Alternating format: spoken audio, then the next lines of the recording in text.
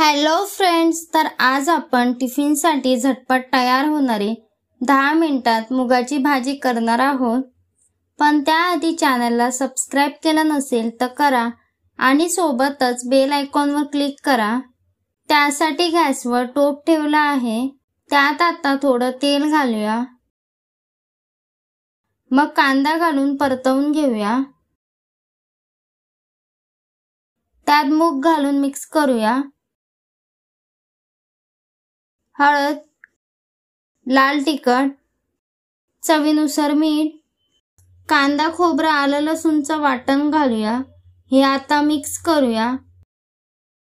आवश्यकतेनुसार पाणी घालून मिक्स करूया।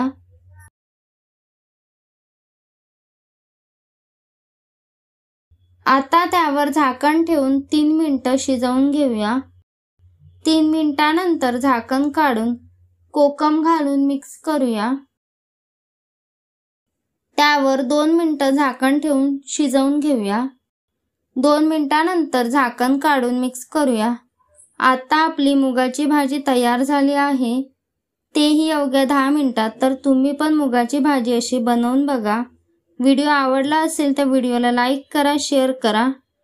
चॅनलला सबस्क्राइब केलं नसेल तर करा। धन्यवाद।